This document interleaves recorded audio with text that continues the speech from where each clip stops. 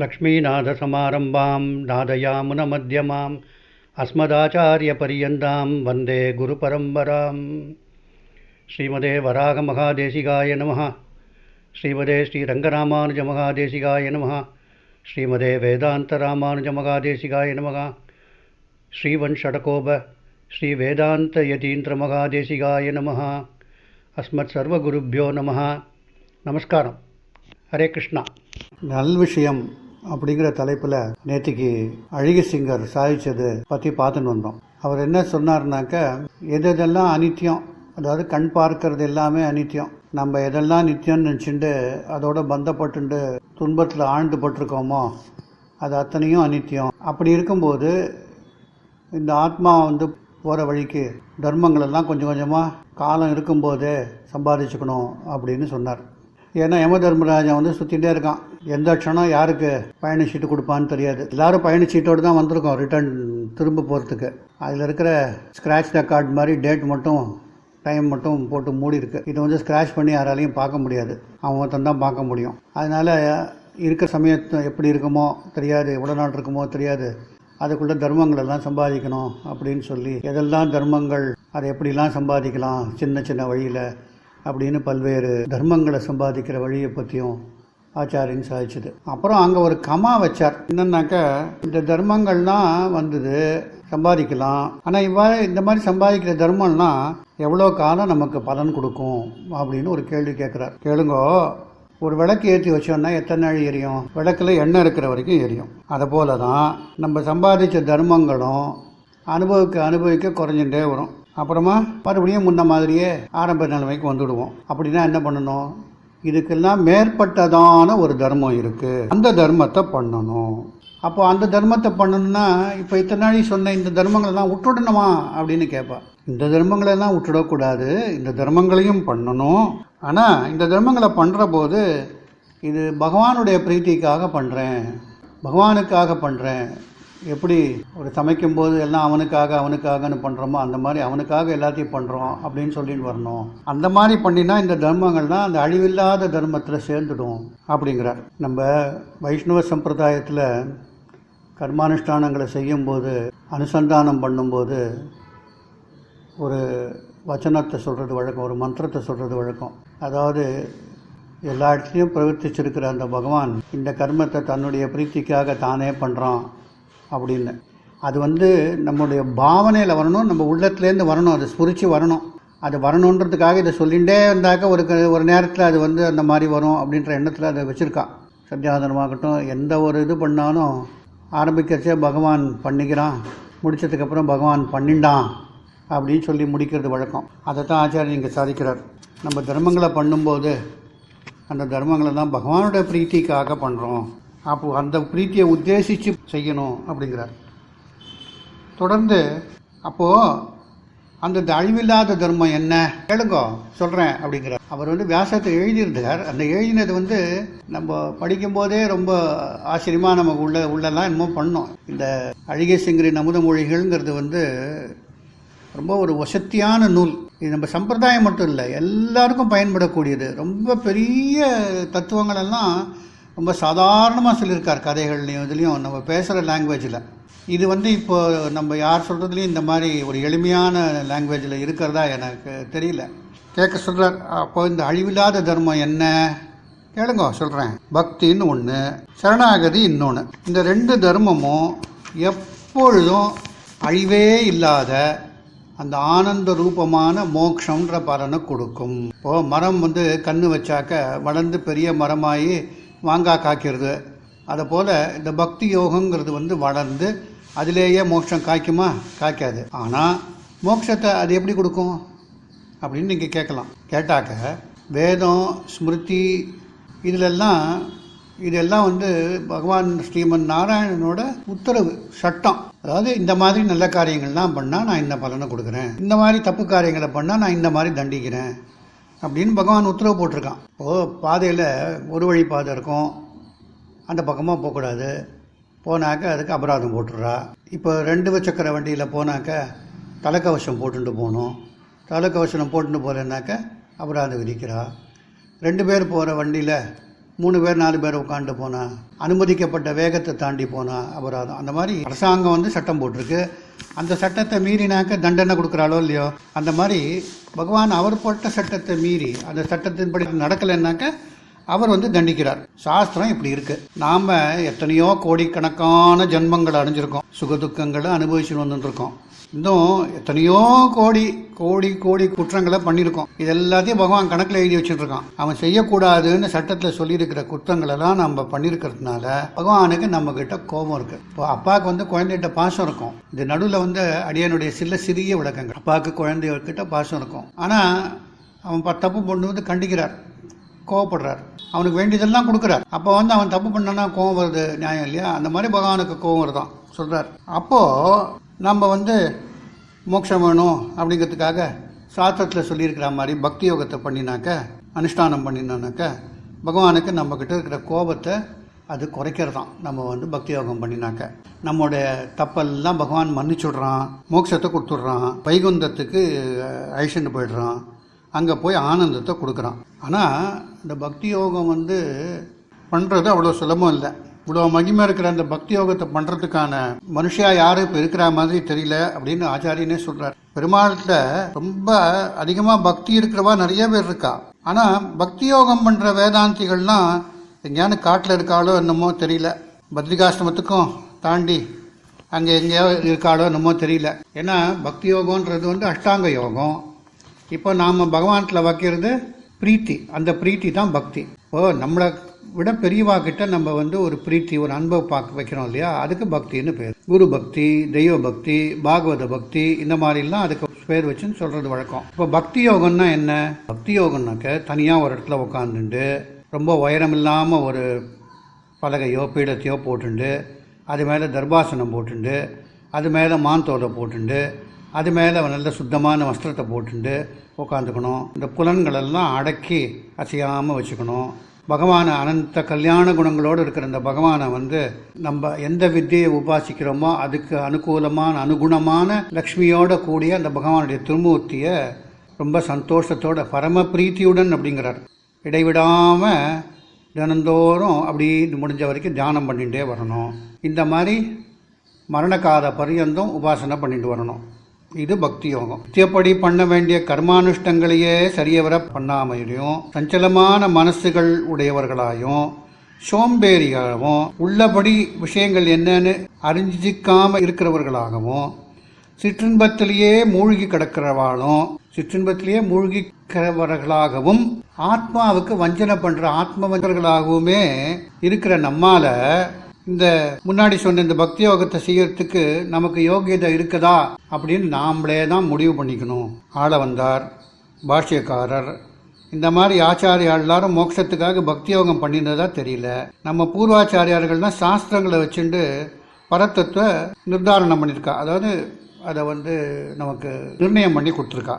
ஆனால் மோட்சத்துக்காக பக்தி யோகம் அனுஷ்டித்ததா தெரியலையே பூர்வாச்சாரியார்கள்லாம். நம்ம போல பூமிக்கு பாரமாக இருக்கும்.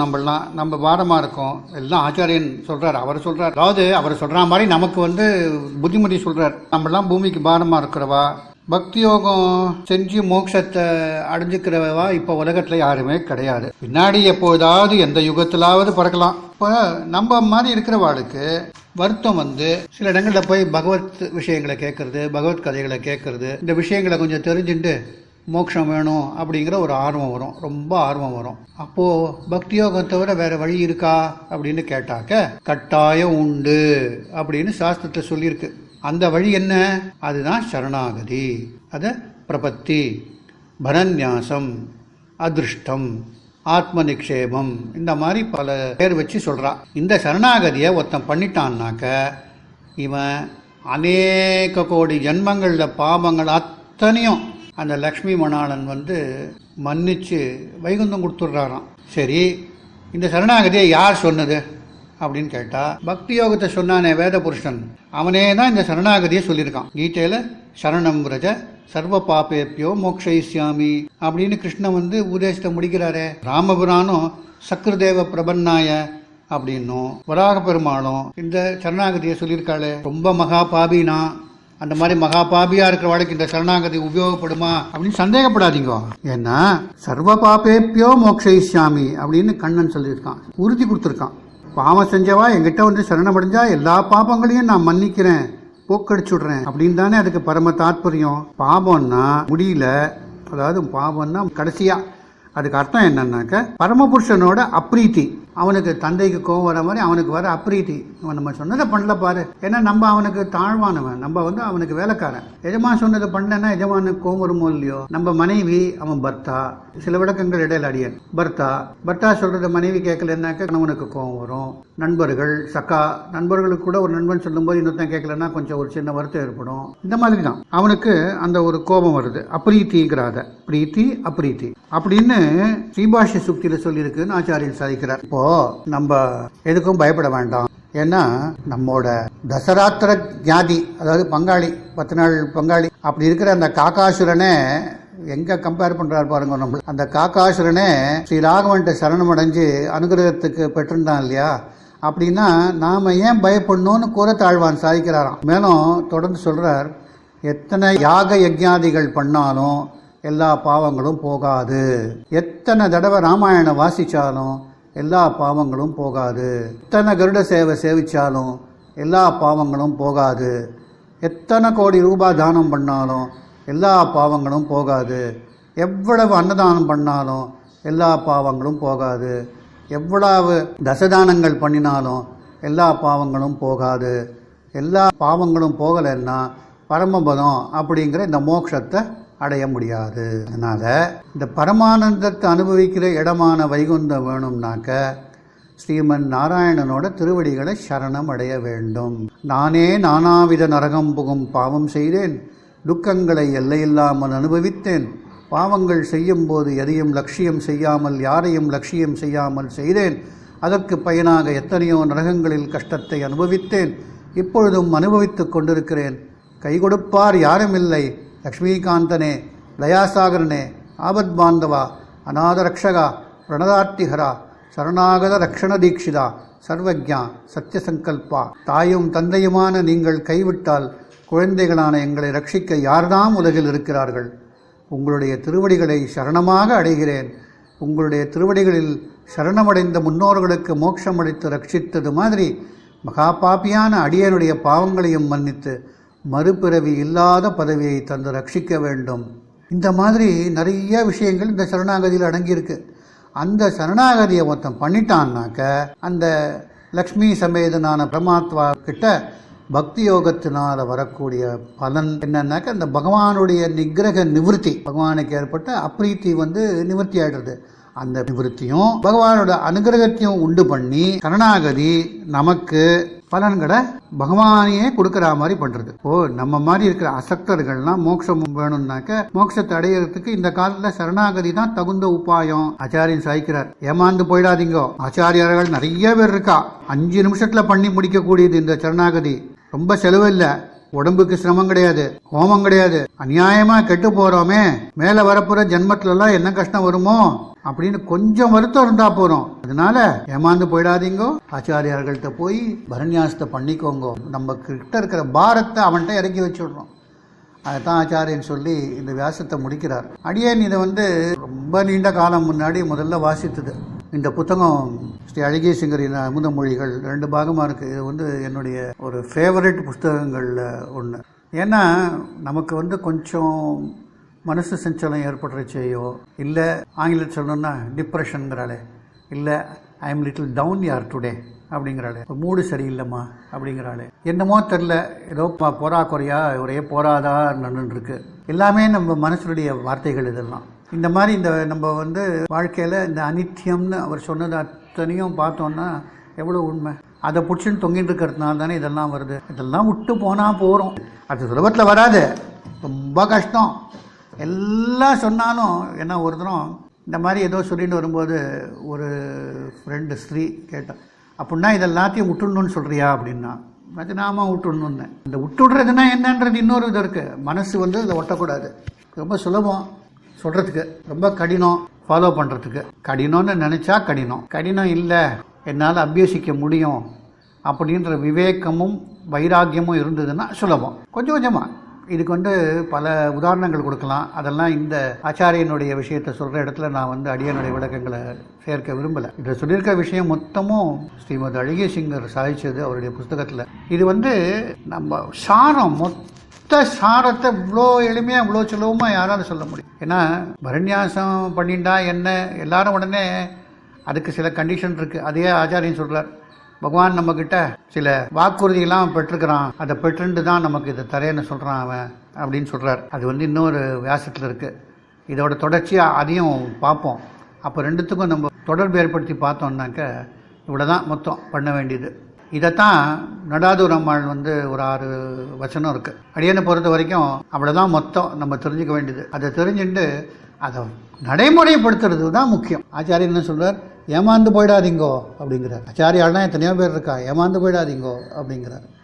அவர் நடாதுரமான் சொன்னது திரும்ப திரும்ப நான் அதை தான் அனுசந்தானம் பண்ணிவேன். அநாதி காலமாய் தேவரிற்கு அனிஷ்டாச்சரணம் பண்ணி சம்சரித்து போந்தேன். இன்னு முதல் அனுகூலனாய் வர்த்திக்கடுவேன். பிரதிகூலாசரணம் பண்ணக்கடவேன் அல்லன். தேவரீரை பெருகைக்கு என் கையிலோர் முதலில்லை. தேவரீரே உபாயமாக வேணும். தேவரீரை பெருகைக்கு என் கையிலோர் முதலில்லை. தேவரீரையே உபாயமாக அறுதியிட்டேன்.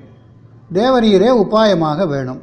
அனிஷ்ட நிவர்த்தி இல்லாதல், இஷ்ட பிராப்தி இல்லாதல், எனக்கு இனி பரம் உண்டோ. இந்த கடைசி லைன் தான் பிரபந்தனிஷ்டன் எப்படி இருக்கணுன்றதை குறிக்கிறது. பிரபந்தனிஷ்டனாக இருக்கிறதும் கஷ்டம்தான். ஆனால் அதை சரியாக புரிஞ்சுட்டு நம்ம இதை ஃபாலோ பண்ண போகிறோம் அப்படின்ற விவேகத்தோட வைராக்கியத்தோட அபியாசம் பண்ணினா ரொம்ப சுலபந்தான். அந்த ஒரு சின்ன லைனை புரிஞ்சுட்டாக்க ரொம்ப சுலபமாக போயிடும். அது எனக்கு தோணுது. இது எனக்கு ரொம்ப பிடித்த புத்தகங்களில் இது ஒன்று. சிம்மப்பிரியா அலுவலகத்தில் இப்போ விற்பனைக்கு இருக்கான்றது எனக்கு தெரியாது.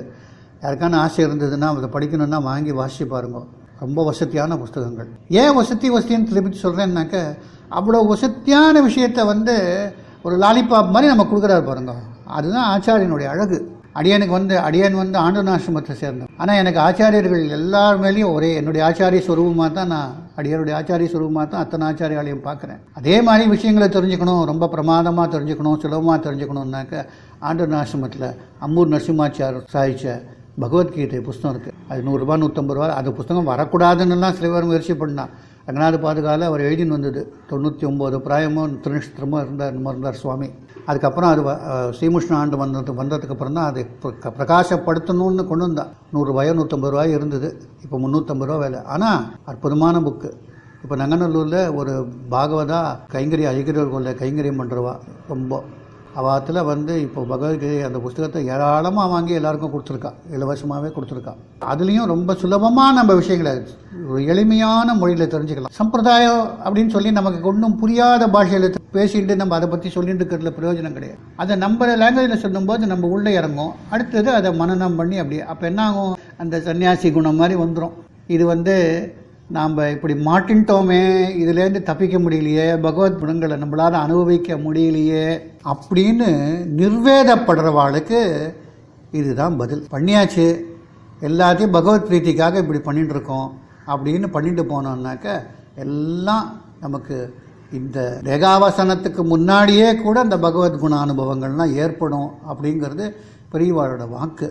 இதோட இந்த பகுதியை நிறைவு செய்து மீண்டும் இது சம்பந்தமாக, அதாவது இப்போ தற்காலத்திய தியானங்கள் அப்படின்னு சொல்கிறதெல்லாம் நம்ம அவுட்ரைட்டாக ரிஜெக்டும் பண்ண முடியாது. அதை பார்க்கணும். அது என்ன சொல்லியிருக்கா, நம்ம ஆச்சாரியர்கள் எங்கே சொல்லியிருக்கா, நம்ம ஆழ்வார்கள் எங்கே சொல்லியிருக்கா, பெரியவாளோட வியாசங்களில் வியாக்கியானத்தில் எங்கே சொல்லியிருக்கா அப்படின்னு அது மறைபொருளாக தான் இருக்கும். அதை டக்குன்னு பிடிச்சிட்டோம்னாக்க ஓ சரி சரி சரி அவள் சொல்கிறதுலேயும் ஒரு உண்மை இருக்குது. நம்ம யாரையும் நம்ம அந்த வியாசத்தை இந்த மாதிரி யாரையும் அபேட்சையும் பண்ண வேண்டாம், உபேட்சையும் பண்ண வேண்டாம். தெரிஞ்சுக்கிறதுல தப்பு இல்லை. நம்ம சரணாகதி பண்ணிட்டோம்.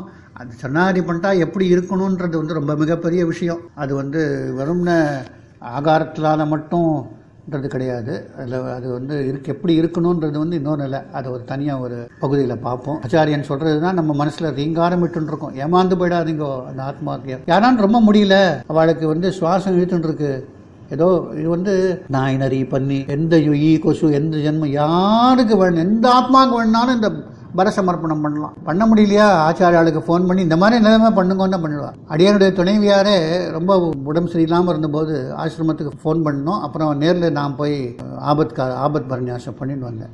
போக முடியல, வெளியூரில் இருக்கோம், இங்கேருந்து போகிறதுக்குள்ளே ஏதோ அவளுக்கு ஆகிடும் போல இருக்குது அப்படின்னாக்க பண்ணால் ஆச்சாரியன் உடனே பண்ணுவான். அதுக்கு பண்ணின உடனே அவளுக்கு நல்லதெல்லாம் ஏற்படும். எவ்வளோ கஷ்டப்படுறவாளுக்குன்னா பிரபத்தியான உடனே அவளுடைய வாழ்க்கையே தலகிழா மாதிரி பகவத் பக்தியில் ஈடுபட்டு அந்த மாதிரிலாம் நிறைய உதாரணங்கள் இருக்குது. நம்மளை திறந்த மனசோடு வச்சுட்டு நம்ம சம்பிரதாயத்தில் இதெல்லாம் சொல்லியிருக்கு அப்படின்னு தெரிஞ்சுட்டு பண்ணும்போது அந்த ஆனந்தமே தனி, அந்த அனுபவங்கள் தன்னால் ஏற்படும். அப்படிங்கிறது தான் அடியனுடைய ஒரு எண்ணம். அடியன் பெரியவா கிட்ட தெரிஞ்சின்றது, பெரியவா உறுதியாக நமக்கு சொல்கிறது.